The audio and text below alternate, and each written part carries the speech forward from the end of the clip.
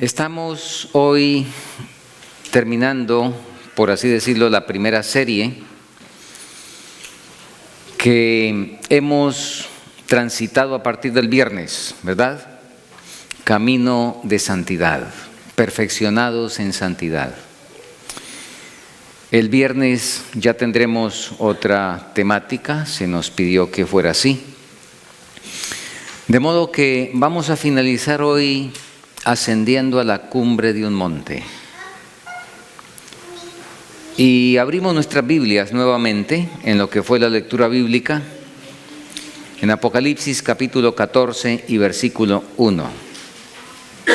Apocalipsis 14, 1. Después miré, y he aquí el Cordero estaba en pie sobre el monte de Sión, y con él 144,000 que tenían el nombre de él y el del Padre escrito en su frente. Vi al Cordero en pie sobre el monte de Sión y con él 144,000. El enfoque central es el Cordero, no los 144,000. Pero está rodeado por ellos, ¿verdad? Y ese pueblo tenía una señal especial. ¿Cuál? Lo leímos ahí. El nombre de él, del Cordero, y el de su Padre escrito en la frente. Juan vio que tenían el sello de Jesucristo. ¿A qué sello se refería? ¿A qué sello? 2 Timoteo 2:19. Vamos a leerlo.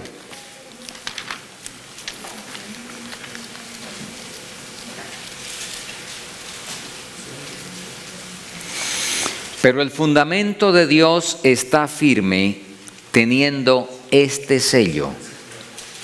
Conoce el Señor a los que son suyos, y apártese de iniquidad todo el que invoca el nombre de Cristo. ¿Cuál es el sello según el apóstol Pablo en 2 Timoteo? Un sello que conoce el Señor a los que son suyos. Interesante. El Señor conoce. Y déjeme de una vez comentarles que es más seguro que la Biblia diga que Dios nos conoce a cuando nosotros decimos que conocemos a Dios. Porque cuando decimos que conocemos a Dios, podemos conocer a otro que no es realmente de la Escritura.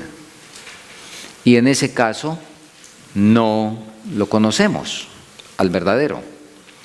¿Recuerdan lo que dijo Jesús en San Mateo 7, 21 al 23?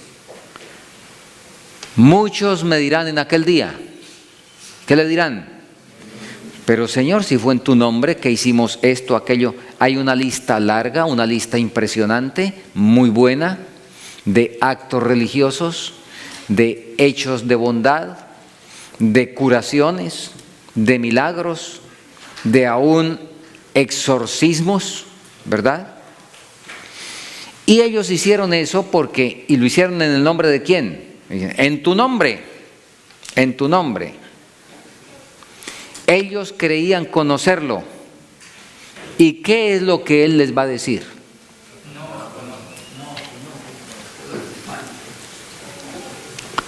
Si yo quiero ver al presidente Obama y me presento allá en la portería de la Casa Blanca, el que yo diga que lo conozco, no creo que me va a dar la entrada. Pero si él dice que me conoce, ¿qué creen ustedes? Así es de que, qué hermoso que el Señor nos conozca. ¿Conoce el Señor a quiénes? A los que son suyos. Él sabe. ¿Por qué? Tienen este sello. Y a esos que Él conoce, se complace en ellos. ¿Sí? ¿Recuerdan cuando Jesús subió del agua cuando fue bautizado? ¿Qué ocurrió? Se abrieron los cielos. Ocurrieron varias cosas y entre las varias que ocurrieron, el registro sagrado nos dice que se escuchó una voz. ¿Qué dijo qué? ¿Qué dijo la voz? ¿Qué dijo la voz? Este es mi Hijo amado en quien tengo complacencia. Este es. El cielo, permítame decirlo de esta otra manera. El cielo sabe los que son suyos, como estamos leyendo en Timoteo. Sabe quién es hijo. No reconoce como hijos a los hijos de otro y a los bastardos. Tienen que tener la misma genética, ¿verdad? Porque los hijos se parecen a los padres. De hecho, en San Juan capítulo 1 nos habla de los engendrados de carne y voluntad de sangre, en contraste con los engendrados, ¿por quién? Dice, a los suyos, más a los que le recibieron, a los que creen en su nombre, les dio potestad de ser hechos hijos de Dios, los cuales no son engendrados de carne, de sangre, ni de voluntad de varón, sino de ¿quién? De Dios. Entonces, por supuesto, el Padre conoce los hijos. Conoce Él a los que son suyos y dice, este es mi Hijo amado en quien tengo complacencia. Teniendo este sello, Dios conoce a los suyos. Los 144,000 tienen el sello de Dios y el sello del Cordero, tanto del Padre como el del Cordero. Ahora, en esta noche, hermanos, queremos llamar la atención a un asunto creo que es sumamente importante, interesante. ¿En qué monte están los 144,000? ¿En cuál monte? ¿Cuántos montes hay en la Biblia? ¿Y por qué no están en otro monte? A ver, hagamos un recorrido corto, representativo de algunos montes. Y arranquemos desde el Génesis. Allá nos dice que al terminar el diluvio, el arca ¿en dónde reposó? Muy bien, en los montes de Ararat, o en el monte Ararat, en las montañas de Armenia, ¿sí? Allá en el Ararat. Así es de que, ¿con qué asocian ustedes el monte Ararat? ¿Con qué lo podríamos asociar? ¿Qué fue lo que ocurrió allá? Lo acabamos de decir. ¿Qué pasó? El diluvio fue en toda la tierra, ¿verdad? Pero en el monte Ararat, ¿qué ocurrió? ¿Reposó quién? Entonces, ¿y no creen que podemos asociar el monte Ararat con la salvación? Ahí fue el puerto donde el arca reposó cuando Noé y su familia fueron salvados en medio de millones de personas que perecieron. Así es que el monte Ararat, que podríamos pensarlo como un símbolo de salvación, podría ser un buen monte para que estuvieran ahí el Cordero y los 144,000, ¿no les parece? Pero no están ahí, no están ahí. A ver, ¿qué les parece el monte Moria? ¿Qué pasó en el monte Moria? Muy bien, al llegar a Génesis 22 encontramos que en el monte Moria tuvo lugar la mayor prueba que algún ser humano haya afrontado en toda la historia de la humanidad. Nadie después de Cristo ha pasado una prueba más dura que la que tuvo Abraham. Y ustedes saben, la inspiración nos cuenta que el universo entero estaba pendiente de eso que estaba pasando ahí. Abraham dejó los criados atrás, le dijo a Isaac que siguieran los dos, creía que estaban él y su hijo, cuando le comunicó, ¿qué diríamos? La terrible sentencia. ¿verdad?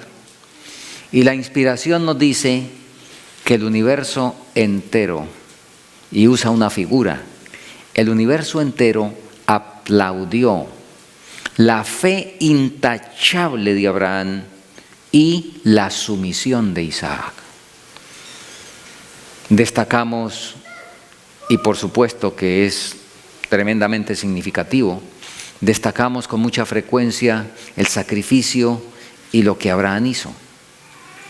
Pero a veces olvidamos que un muchacho a los 17, 18 años, a nombre de la religión, le diga al papá que sí, que acepta que lo mate y que él mismo se amarra los pies, le ayuda al padre que tiene las manos temblorosas y luego hasta donde puede le ayuda a él mismo a amarrarse. Por eso el universo entero aplaudió, nos dice, la fe intachable de Abraham y la sumisión de Isaac. Ese mismo monte fue escogido para que en él se construyera ¿qué? Muy bien, el templo. Para que se construyera ese monumento del cual la inspiración nos dice que de belleza insuperable y esplendor sin rival era el palacio que Salomón y quienes le ayudaban erigieron para Dios y su culto. Y en otra referencia nos dice, ese templo resultó ser el edificio más soberbio que el mundo jamás haya visto. ¿Correcto? Se escogió el templo que fuera construido ahí, justamente porque el Señor le gusta honrar la fidelidad intachable, la obediencia, le gusta honrar a los que primero lo honran en una medida tan ínfima, ¿verdad? Aquí en la tierra.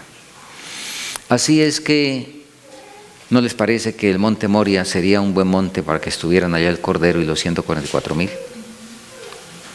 Sería un buen monte. No está ahí.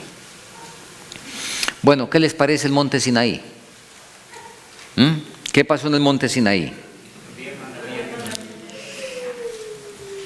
A mí me gusta el resumen que hace Nehemías en el capítulo 9, el versículo 13, para describir lo que ocurrió en el monte Sinaí.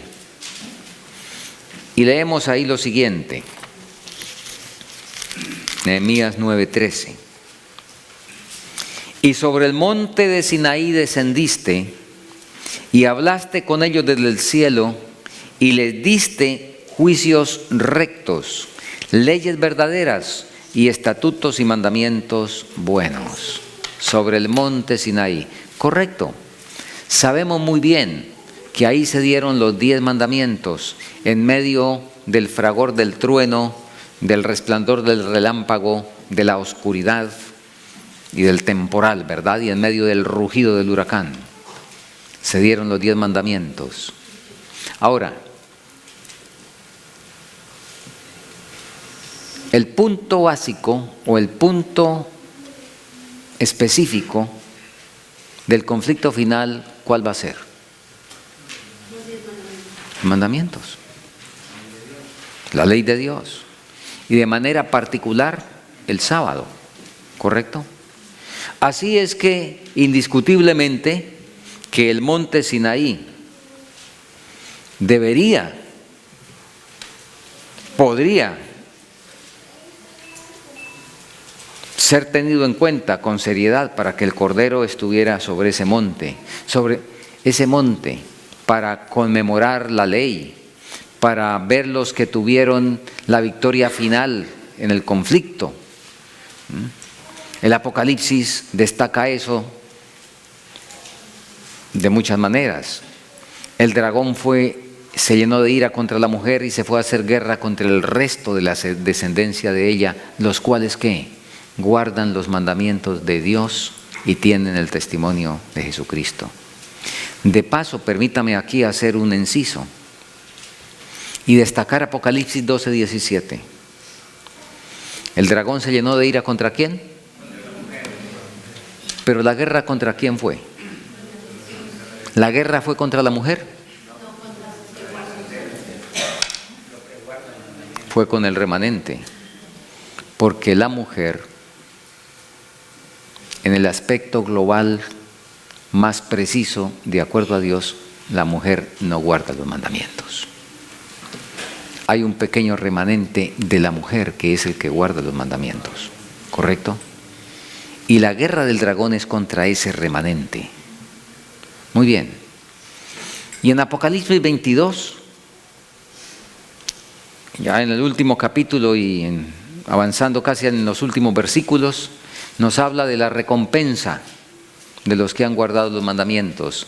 Bienaventurados, ¿quiénes? Los que guardan los mandamientos para que su potencia sea en el árbol de la vida y entren por las puertas en la ciudad. Así es que el monte Sinaí podría ser un monte especial para que estuvieran ahí también el Cordero, pero no está ahí. Bueno, vamos a otro monte. Primera de Reyes 18, 19 al 38. Ya ustedes saben de qué monte se trata.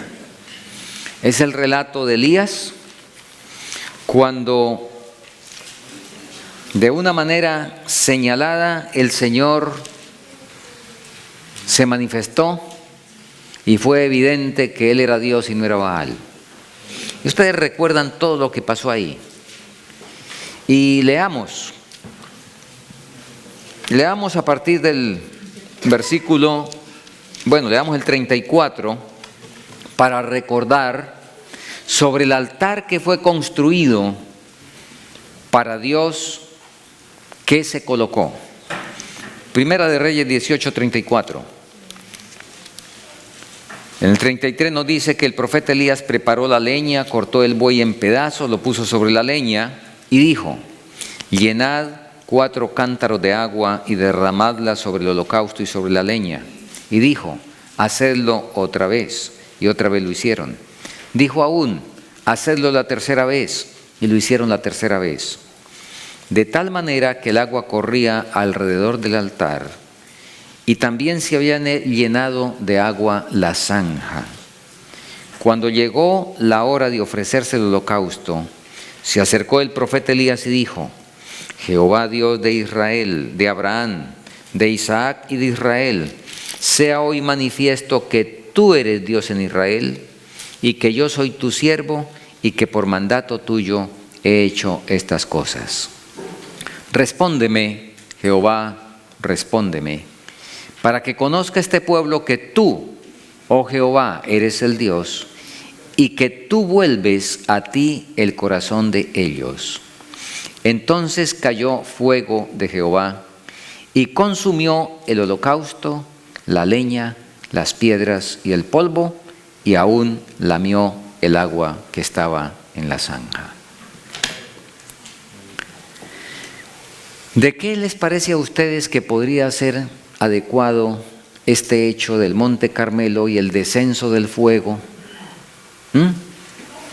¿Con qué creen que lo podríamos asociar?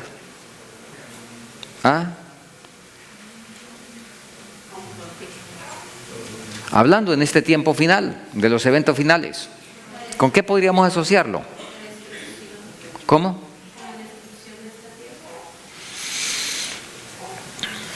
Bueno, quizá. Por ahí dicen, ¿cómo? Muy bien, con el derramamiento del Espíritu Santo. Ustedes saben que en la Biblia uno de los símbolos del Espíritu Santo, ¿cuál es?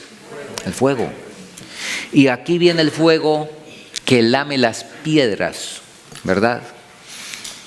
Que purifica y que sencillamente hace acepto el holocausto. Así es de que si el Monte Carmelo podemos asociarlo con la lluvia tardía y los 144,000 van a participar de la lluvia tardía, entonces sería muy conveniente y muy apropiado que los 144,000 estuvieran, es como más adecuado parece, que estuvieran en el Monte Carmelo en vez del Monte Sión. Pero los 144,000, repito, en Apocalipsis 14:1 los encontramos ¿en dónde? en el monte de Sión. Entonces vamos a mirar a ver qué es lo que tiene el monte Sión y qué es lo que Dios sin duda se propuso que fuera destacado en este aspecto, porque debe haber alguna lección ahí sumamente importante, sumamente especial. Vamos a la Biblia. Ustedes toman la concordancia y si miran monte Sión encuentran muchísimos textos. Vamos a usar 3 solamente que engloban todo el espectro. Y en primer lugar vamos a ir al Salmo capítulo 2 y el versículo 6.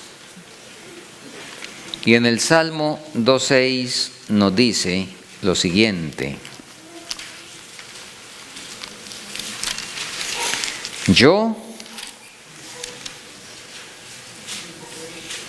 Pero yo he puesto mi rey sobre Sión, mi santo monte. El monte de Sión, de acuerdo al Salmo 2.6, es un monte ¿de qué? Muy bien, es monte de santidad. Ustedes saben, el Salmo 15 y el Salmo 24 son salmos que describen a los 144,000.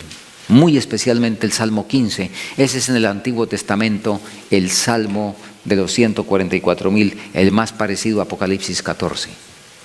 ¿Correcto? Entonces, en primer lugar, Sión es un monte santo. Cuando vamos al capítulo 50 y en el versículo 2 de los Salmos también, leemos lo siguiente: de Sión, perfección de hermosura, Dios ha resplandecido.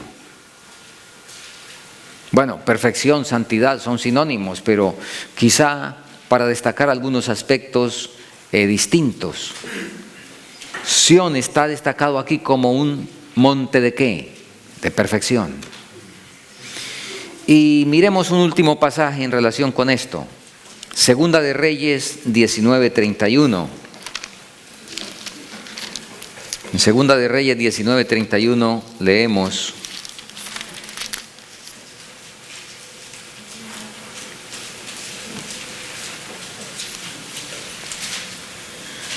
porque saldrá de Jerusalén remanente y del monte de Sión los que se salven. Otra versión que están leyendo usted dice: los que escaparán. El celo de Jehová de los ejércitos hará esto. Así es que el monte Sión, ¿el monte de qué? 3 cosas estamos destacando. ¿Cuáles? Santidad, ¿qué más? Perfección, ¿y qué más? Y salvación. Ahí está todo. El monte Sión incluye todos los demás montes. ¿Cómo es que se mide la perfección? ¿Cuál es la medida para la perfección? La ley de Dios, el monte Sinaí. La salvación, cuando comentamos del monte Ararat y el arca, aquí, en el monte Sión, de ahí saldrán los que se salven. Los reúne a todos. Ahora, es interesante que de acuerdo a la geografía, el monte Sión, como en la Biblia se presenta, no es una cumbre exclusiva. De hecho, según Deuteronomio 4, versículo 48, también se le llama el monte Hermón. Entonces, monte Hermón y Sión es lo mismo. Y al leer otros pasajes nosotros encontramos que esa es una expresión que se usa para indicar la totalidad de Jerusalén, o a veces el área del templo, o, y es lo que queremos destacar en esta hora, la fortaleza de Jerusalén. Y pues ahí en ello es que queda el monte Moria. Ahora, como ya dijimos, este monte contiene espiritualmente a los demás montes. Y sin duda que eso es vital, porque como estamos hablando de santidad, de perfección, de salvación, entonces el Señor determinó que los 144,000 fueran vistos en el monte Sión. Pero hay un elemento que es el que queremos destacar en esta noche. Y para poderlo entender bien tenemos que mirar la historia de la fortaleza de Sión, del monte Sión. Vamos a la historia. Segunda de Samuel 5 y leamos los versículos 5 al 10. Está hablando de David. En el versículo 4 nos dice, era David de 30 años cuando comenzó a reinar y reinó 40 años. En Hebrón reinó sobre Judá 7 años y 6 meses, y en Jerusalén reinó 33 años sobre todo Judá e Israel. Entonces marchó el rey con sus hombres a Jerusalén contra los jebuseos que moraban en aquella tierra, los cuales hablaron a David diciendo, tú no entrarás acá, pues aún los ciegos y los cojos te echarán. Queriendo decir, David no puede entrar acá. Pero David tomó la fortaleza de Sión, la cual es la ciudad de David. Y el versículo siguiente nos dice, y dijo David aquel día, todo el que hiera a los jebuseos, suba por el canal y hiera a los cojos y ciegos aborrecidos del alma de David. Por eso se dijo, cojo ni ciego entrarán en su casa. A ver, ¿qué nos dice la historia? Nótese, ya está reinando David. Antes de David, ¿quién reinó? Saúl. ¿Cuántos años? 40, igual que David. La capital del reino de Saúl era Gaba. Y Gaba quedaba a 6.4 kilómetros de la fortaleza jebusea. ¿Cuánto es eso? 4 millas. A escasas 4 millas quedaba la fortaleza jebusea de la capital y del trono que tenía Saúl. Y 40 años de capacidad guerrera de Saúl no fueron capaces ni suficientes para tomar la fortaleza jebusea.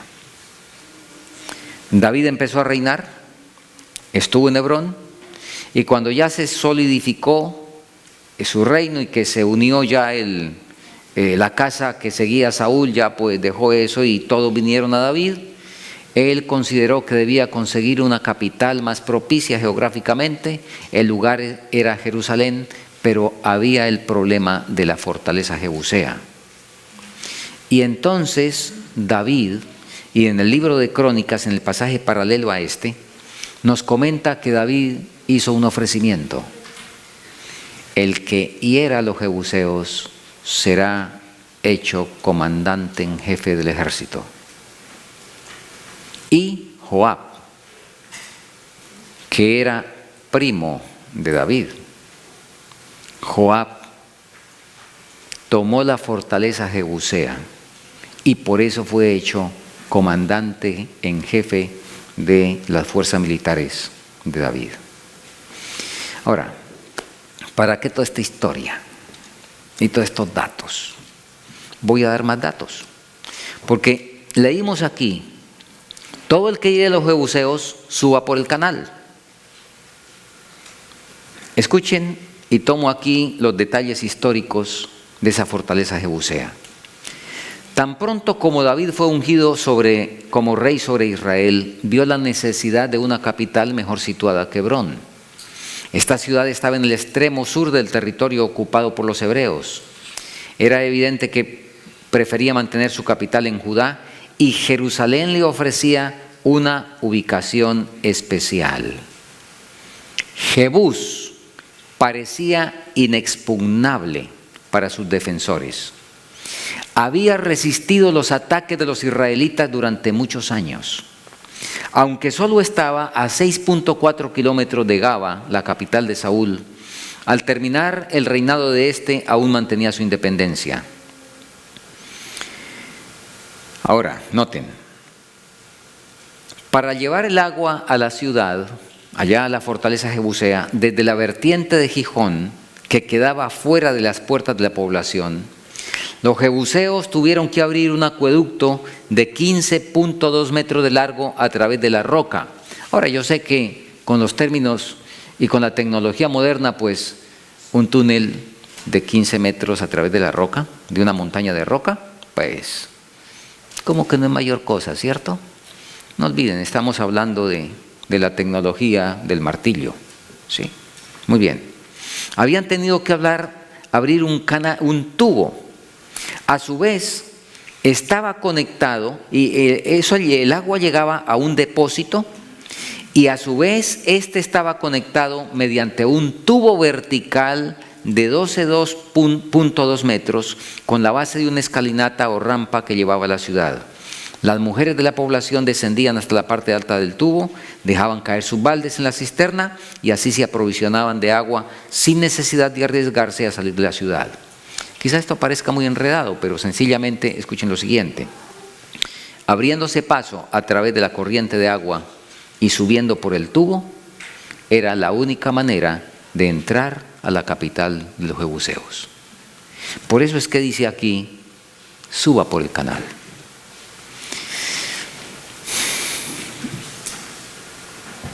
No sé si ustedes estaban pensando que a este momento que esto que tiene que ver con lo que hemos estudiado esta semana y qué tiene que ver con la santidad. Bien, escuchen.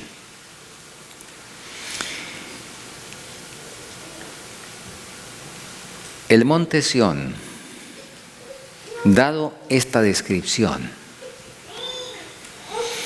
el monte Sión representa el enemigo más difícil de vencer en su vida y en mi vida. Cuando conocimos el mensaje, posiblemente nosotros empezamos con modificaciones y mejoras.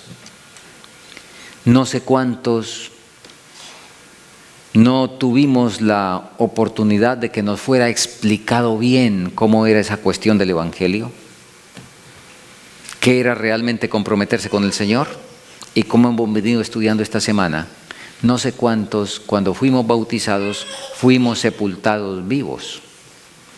Y entonces, para ser bautizados, hicimos algunas modificaciones y mejoras de la vida que traíamos. Y hemos comentado eso en algún momento. ¿Cuáles son algunas de las modificaciones y mejoras que generalmente se nos requieren para poder ser bautizados como, en este caso, adventistas del séptimo día? ¿Cuáles? Si tomaba alcohol, dejarlo. ¿Qué más? Si usaba tabaco, hay que dejarlo. Si comía puerco o cerdo, hay que comer puerco. Venimos al culto el sábado y hacemos el aporte del diezmo. ¿A quién le hicieron un examen de orgullo para ver cómo andaban de orgullo y de vanidad y de egoísmo y de amor al yo y de deseos de ganancia? ¿A quién? Y por supuesto los seres humanos no podemos ponernos a hacer esos exámenes para que sean precisos. Entonces, posiblemente, repito, hicimos y entramos con unas modificaciones y mejoras. Y esa fue nuestra experiencia cristiana. O aún, en el caso de quienes lo hicieron de la manera correcta, empezaron el camino, como vimos anoche y antenoche, el camino de la santidad, y se encontró que era difícil vencer algunos rasgos de carácter, algunas tentaciones que requerían una batalla especial, y sencillamente ahí quedaron agazapadas, y después de años, como en el caso de Jacob, que veíamos anoche. Como en el caso de Jacob, de cuando en cuando volvíamos a caer en ese problema. En el mejor de los casos, al decir de cuando en cuando. No sé cuál ha sido, hermano, nuestra experiencia. Pero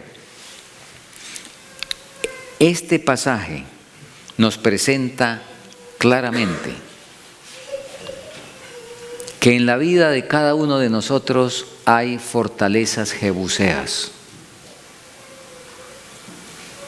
No sé si ustedes las han buscado, las han detectado, saben cuál es la fortaleza jebusea que hay en su vida y es consciente que todavía no se ha ganado victoria sobre esa fortaleza. ¿Correcto? A ver, muy interesante. Quizá es algo que ni la esposa sabe. Porque ¿cuál esposa sabe aquí qué piensa el esposo? ¿Qué está pensando? No digo en qué piensa en relación con los negocios, en relación con las cosas que se hablan común y corriente, sino de los pensamientos íntimos. ¿Cuál esposa sabe qué piensa el esposo? ¿Y cuál esposo sabe qué piensa la esposa? Son cosas que sencillamente están entre el alma y Dios. Y posiblemente, hermano, durante muchos años, usted y yo hemos sido derrotados por el enemigo. Y nadie se ha dado cuenta, porque es la cuestión que se libra ¿dónde? Allá adentro, ¿correcto? Y nos sentimos frustrados y el diablo se asoma y se ríe cuando hay fortalezas jebuseas en nuestra vida y que por donde vayamos. Y aquí sería oportuno quizá, por ejemplo, mirar un versículo en Jeremías 13:27, hablando de una terrible fortaleza jebusea. Y, digámoslo claramente, especialmente en los varones. Jeremías 13:27, de una manera bastante cruda, diríamos, descriptiva y muy sentida, el Señor muestra que los cambios, que las ceremonias, que las obediencias externas quedarán reducidas a la nada y serán inservibles a menos que se conquiste finalmente la última fortaleza jebusea que tengamos en nuestra vida. ¿Qué nos dice Jeremías 13? Y aquí está el punto, porque hermanos, no queremos hablar ahora y en este momento no estamos destacando las cosas externas. Leamos Jeremías 13:27. Tus adulterios. ¿Cómo? Nunca me han a mí disciplinado por adúltero. ¿Qué es adulterio de acuerdo al Sermón del Monte? ¿Qué es adulterio de acuerdo al Sermón del Monte? Y entonces, por eso dice aquí, tus adulterios.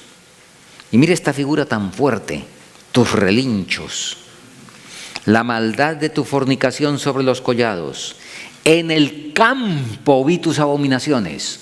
Aquí habla de gente que salió al campo. Y en el campo hay menos tentaciones en esta área y en las demás áreas. ¿Correcto? En el campo está usted y no está bombardeado por las figuras y las escenas y los cuadros que ve en la ciudad. Pero aquí dice, tus adulterios, tus relinchos, la maldad de tu fornicación sobre los collados, en el campo vi tus abominaciones. Y lanza un ¡ay! ¡Ay de ti, Jerusalén! ¿No serás al fin limpia?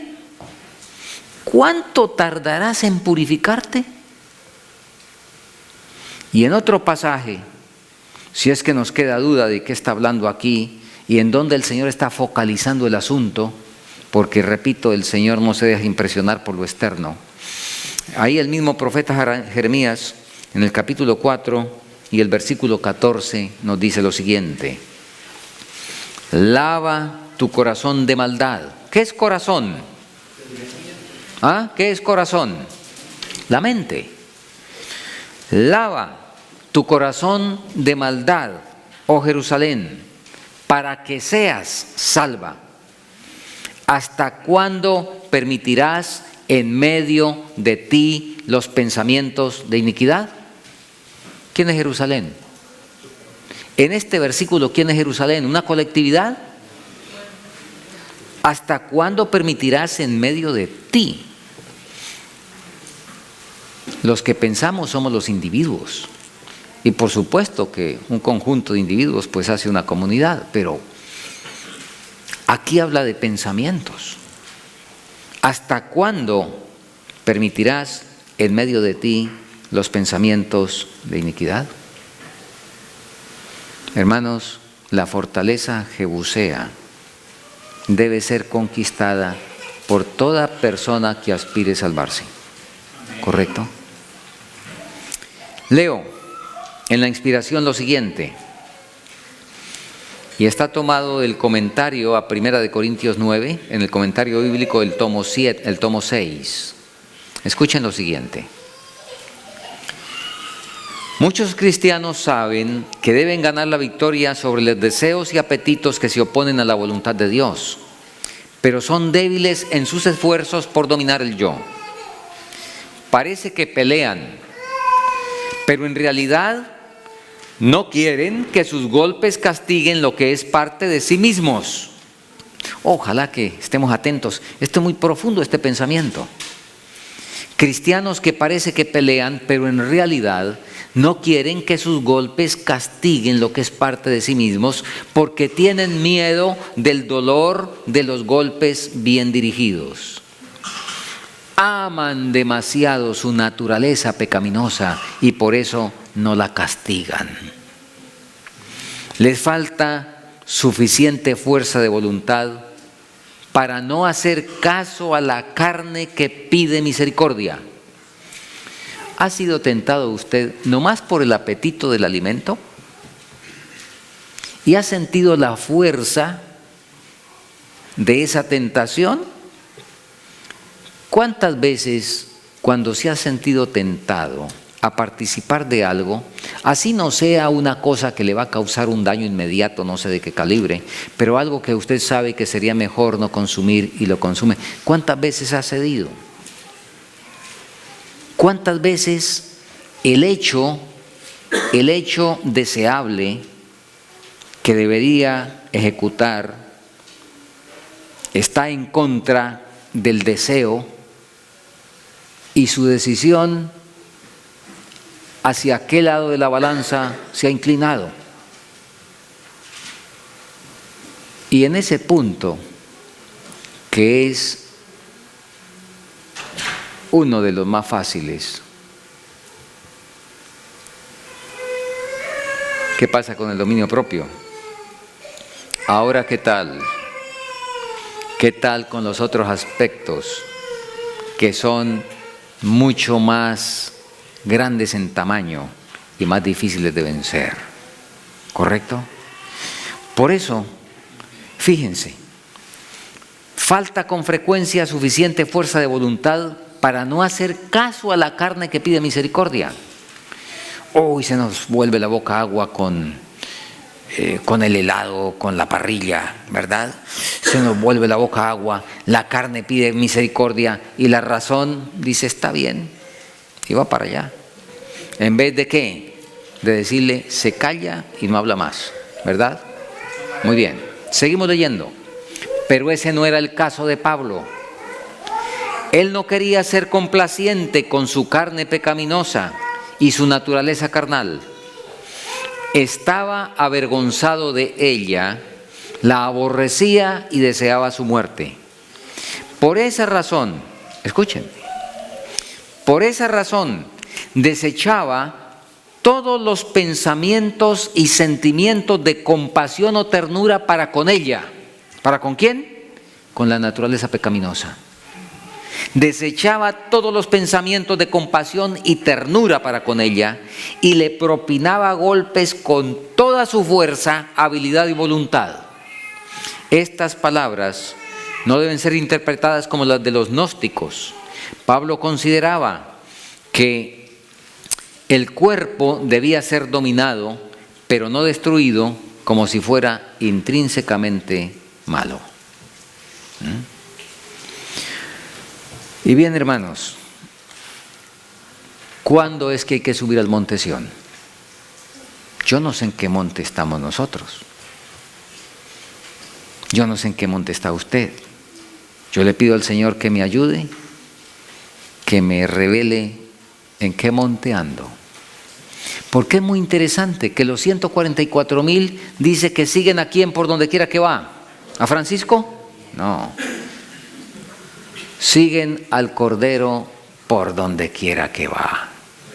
Les interesa más el Cordero. Les interesa más saber dónde está el Cordero que dónde está nadie más. Y siguen por donde quiera que va. Y permítame decirles que el Cordero los probó. Los probó así como Elías probó a Eliseo cuando estaba pronto a recibir el ministerio profético y reemplazarlo aquí en la tierra. Los 144,000, por supuesto, que acompañaron al Cordero en ese escalamiento de montes, lo acompañaron al monte Moria. Y el Cordero, permítame pensar que hizo algo parecido a lo que hizo en San Juan 6. Les dijo a los discípulos una vez: ¿y ustedes no se quieren ir? Si quieren, váyanse. ¿Correcto? Entonces, así como Elías le dijo a Eliseo: mira, yo tengo que seguir para allí, si quieres quédate aquí, quédate aquí. ¿Qué dijo Eliseo? Vive Jehová y vive tu alma, que no te dejaré. O sea, de que los 144,000 acompañaron al Cordero al monte Ararat. Allí estuvieron con él, andaban pegados al Cordero como las abejas a la reina. Se fue el Cordero para el monte Sinaí. Allá llegaron los 144,000. Se fue el Cordero para el monte Carmelo. Allá llegaron los 144,000. Ya habían ido también al monte Moria. Allá llegaron los 144,000. Y lo siguieron por donde quiera que fue y escalaron con el Cordero la cumbre del monte Sión. El Cordero le escaló primero, por supuesto. Y ellos siguieron el ejemplo y estuvieron en la cumbre del monte Sión, donde en el lenguaje de Isaías 43 que vimos el sábado, en la cumbre del monte todo será como santísimo. Y donde no hay ningún pecado, donde no hay ningún pensamiento, donde no hay ninguna intención que toque reprimir, porque eso desapareció. ¿Correcto? Ustedes lo saben, hermanos. La palabra nos dice que el mal no se levantará, ¿qué? 2 veces. Todo comenzó por un gusanito en la mente de Lucifer. Por un gusanito. Todo comenzó cuando Lucifer, muy interesante el lenguaje en el idioma original de Ezequiel, donde nos dice que Lucifer era perfecto en todos sus caminos, hasta el día que se halló en ti curvado o torcido. Esta Biblia traduce hasta el día que se halló en ti maldad, pero el significado preciso del término original es hasta que se halló en ti curva. Curvado o torcido. Fácil de entender en qué consistió la curva. Dios creó a todos los seres humanos de acuerdo a su imagen, no pensando en ellos, no satisfaciéndose ellos, no viviendo para ellos, sino todos viviendo para otro, para darle gloria a otro, para que la razón de ser de su existencia fuera otro. Así es que los ángeles fueron creados para contemplar al Señor, darle gloria a Él, honor a Él, primero Él y siempre Él. ¿Correcto? Y eso era la dirección, el otro. Pero algún día, misterio de iniquidad, algún día en Lucifer hubo una curva. Y la atención que ahora iba para allá, entonces se halló en ti curvado, nos dice el profeta Ezequiel. La atención vino para acá, ¿correcto? La atención vino para acá y ahí comenzó todo. Y vino la idea, una idea, un pensamiento. Lucifer abrigó el pensamiento y aquí estamos nosotros en el problema después de más de 6.000 años de pecado y sin resolverlo, ¿verdad? Entonces el Señor, ¿qué es lo que va a hacer? El Señor va a hacer una escanografía con esos aparatos que Él tiene, ¿verdad? Va a hacer una escanografía para ver si hay un virus por allá metido en todo el centro bien escondido. Un virus, el más pequeñito de todos. Y el que tenga ese virus, entonces no puede entrar, porque si entra ese virus, sería cuestión de tiempo para que toda la historia se repitiera. Por eso, quienes hemos recibido la luz de la palabra, no hay ninguna otra alternativa sino escalar el monte Sión. Leo lo que dice la sierva del Señor en el conflicto de los siglos. Está esto originalmente en la Review and Herald. El 14 de marzo de 1912 escribió lo siguiente: ahora, mientras nuestro sumo sacerdote está haciendo la expiación por nosotros, deberíamos procurar la perfección en Cristo. Nuestro Salvador no fue inducido a ceder al poder de la tentación ni siquiera en pensamiento. Satanás encuentra en los corazones humanos un lugar donde afirmarse. Se acaricia algún deseo pecaminoso por medio del cual sus tentaciones ejercen su poder. Pero Cristo dijo de sí mismo: el príncipe de este mundo viene, pero no tiene nada en mí. Satanás no pudo encontrar nada en el Hijo de Dios que le permitiera obtener la victoria. Satanás no pudo encontrar que a Cristo se le hacía la boca agua por X o Y cosa, del mundo o de las cosas del mundo o de los apetitos desordenados de la carne. No pudo encontrar nada de eso. No pudo encontrar nada en el Hijo de Dios que le permitiera obtener la victoria. Había guardado los mandamientos de su Padre y en él no había ningún pecado que Satanás pudiera utilizar con ventaja. Y escuchen cómo termina esto. Esta es la condición en que deben encontrarse los que han de permanecer firmes en el tiempo de angustia. Esa condición. Ni en pensamiento. ¿Correcto? La mente de Cristo, como dice el apóstol Pablo en Corintios. ¿Qué deberíamos hacer? La hermana White sigue diciendo, el Señor a través de ella, en Mente, Carácter y Personalidad, página 331, lo siguiente: usted puede tener una conciencia y esa conciencia llevarlo a la convicción, pero la pregunta ¿es esa convicción un agente que actúa? ¿Alcanza esa convicción a su corazón y los actos del hombre interior? ¿Hay una purificación del templo del alma de su contaminación? ¿Es lo que deseamos? Porque estamos en un tiempo como fue el de los hijos de Israel. Escuchen esto. Y si hubiere pecados en su vida, no se detenga hasta que los haya corregido y eliminado. Anoche hablábamos de quién era santo, de quién era perfecto. Podemos ser perfectos hoy, aunque tengamos defectos de carácter, decíamos anoche, siempre y cuando estemos batallando con ellos con toda la capacidad de nuestras fuerzas y pidiendo la ayuda divina, por supuesto. pero haciendo todo lo que esté de nuestra parte. Y el Señor es fiel para dar la victoria y para que podamos entonces estar con el Cordero en el monte de Sión. Hermanos, recuerden, ¿cuál es la fortaleza jebusea? Los varones saben cuál es la mayor fortaleza jebusea del pecado en sus vidas. Los varones saben que es la concupiscencia. Las damas saben cuál es una de las mayores fortalezas jebuseas de su vida: la vanidad.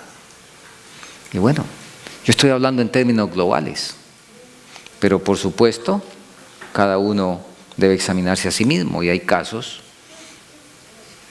en que la regla pues no lo es en toda su intensidad. Y quisiera terminar con un par de promesas hermosísimas. Están en Palabras de Vida del Gran Maestro, la página 139. Dice lo siguiente: aquel que vive en el santuario celestial juzga con justicia. Se complace más en sus hijos que luchan contra la tentación en un mundo de pecado que en las huestes de ángeles que rodean su trono. Hermano, yo no sé usted qué siente cuando escucha esto, ¿verdad? Qué clemencia, qué bondad. Que Dios se complazca más en mí cuando estoy batallando en el lodazal del pecado, y que Él me ve realmente deseoso de salir de ese barrizal y se complace más conmigo que con los ángeles que no han pecado y que están cantando aleluya y que son absolutamente puros. Qué profundidad de la gracia, ¿verdad? Qué provisión del cielo para salvarnos. Aquel que vive en el santuario celestial se complace más en sus hijos que luchan contra la tentación en un mundo de pecado que de las huestes de ángeles que rodean su trono. Y escuchen esta última, otra cosa por el estilo, extraordinaria, impresionante. Dice lo siguiente, y está en Palabras de Vida también, la página 129. La obra de la redención implica consecuencias de las cuales es difícil que el hombre tenga concepto alguno. Cosas que ojo no vio, ni oreja oyó, ni han subido en el corazón de hombre son las que Dios ha preparado para los que le aman. Cuando el pecador, atraído por el poder de Cristo, se acerca a la cruz levantada y se postra delante de ella, se realiza una nueva creación. Se le da un nuevo corazón. Llega a ser una nueva criatura en Cristo Jesús. La santidad encuentra que no hay nada más que requerir. Dios mismo es el que justifica al que es de la fe de Jesús. Y a los que justificó, a estos también glorificó. Y miren lo que viene. Si bien es cierto que son grandes la vergüenza y la degradación producidas por el pecado, aún mayores serán el honor y la exaltación mediante el amor redentor. Pregunto, antes de terminar esta hermosa lectura, pregunto, ¿cómo fuimos creados en relación con los ángeles? ¿Cómo? Muy bien, lo dice el Salmo 8 de manera clara. El apóstol Pablo lo repite en Hebreos. Ahora escuchen.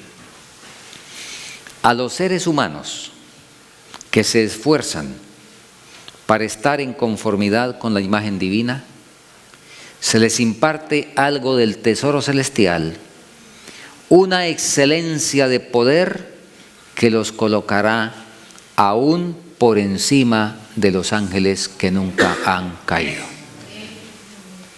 Impresionante esto. ¿Cómo valora el Señor? ¿Cómo valora cuando nosotros tomamos en serio este asunto de vencer el pecado? ¿Qué tamaño le da? ¿Qué hace esto? ¿Verdad? Que se complace más. Mientras usted y yo estamos en la lucha, se complace más que de los ángeles. Y cuando hemos ganado la victoria, entonces ¿qué hace? Una excelencia de poder que nos coloca por encima de los ángeles que nunca han caído.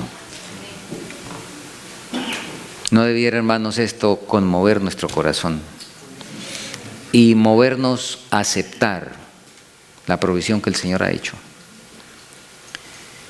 y a decidir que vale la pena ser salvos, que vale la pena aceptar la dádiva infinita, ¿verdad? Y que vale la pena, dado que el Cordero otorga el poder, recibir, aceptar ese poder para ganar la victoria sobre todo pecado conocido. ¿Y cuándo es que debe hacerse eso?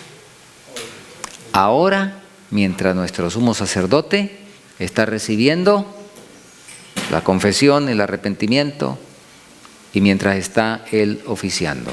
Porque todos sabemos que llegará un momento en que tirará el incensario y dirá: hecho está, las cosas quedaron concluidas. Y todos sabemos también que no necesariamente ese momento, que sin duda que está muy cercano, pero que en el caso no sabemos de quién, está más allá de cuando se nos cierra a nosotros la oportunidad, en razón de que nosotros no conocemos, no somos los dueños de la vida, no somos los autores de ella, no podemos determinar nuestro fin cuando lo queremos. Entonces, por eso el día de la salvación en la Biblia siempre es hoy, nunca es mañana. Que el cielo nos ayude y podamos, hermanos, juntos decidir de todo corazón, como nos dice también la palabra en Malaquías 2.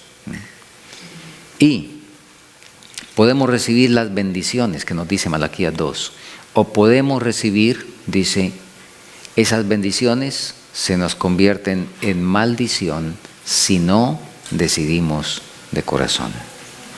Que el Señor nos ayude y que aprovechemos este resto de semana para continuar en nuestra súplica y en nuestra búsqueda, para que nos enrumbemos, si todavía no lo hemos hecho, definitivamente en el camino de la santidad, sin la cual nadie verá al Señor.